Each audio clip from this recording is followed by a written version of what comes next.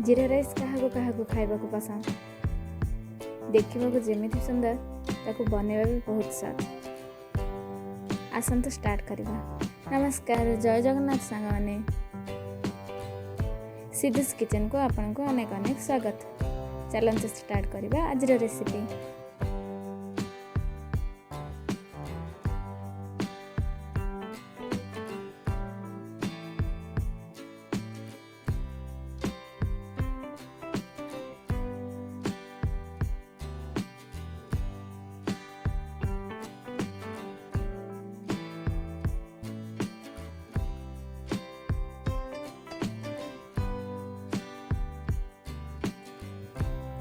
जीरा राइस बनैबा मु गाजर, बीन्स, मटर एमती छोट छोट काटिकी नेउछि।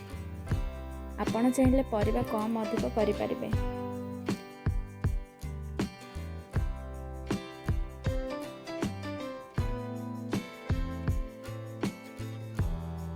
गैस ऑन करिकी गोटे डेक्ची बसाई से रिफाइन तेल नचेत घी पकई पारे।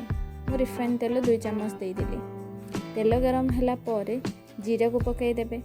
देखो जीरा फुटिला परे सेथिरे केते किलो चाउल नौचंदी ताकू मेजरमेंट करके आपण पानी देबे। जहाँकि मु 2 किलो चाउल नहींची 2 किलो पाए बोली मु 4 कଂसा पानी दउची। एठी पानी रो भाव माप जानिबा बहुत इंपोर्टेंट, कारण भात बहुत नरम हले बहुत टाण होई पारे।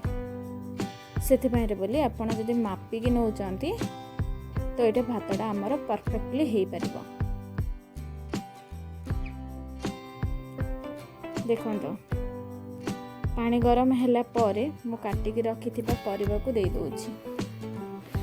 जे परिबा फुटिबा पई ताको छाड़ी दबा। फुटी गला परे देखो चाउल धोई के आनिबे। चाउल धोई के आनिकी सेथिरे पकेबा। पकाइकी ताको घोड़ेई की रखि दबा।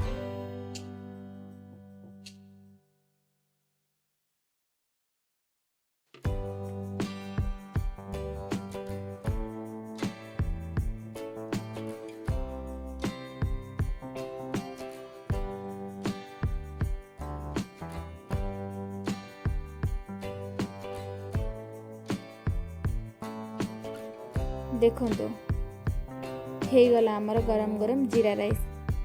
से काटी रखिथिबा धनिया पत्र को पकईकी घोड़ेई रखिबा। जेते बेले आमे खाइबा ताको सर्व करिबा गरम गरम। एटे हे गला आमर जीरा राइस। वीडियोटी जदि भल लागिथिबा लाइक शेयर सब्सक्राइब करबा को भूलिबेनी। रहुची नमस्कार।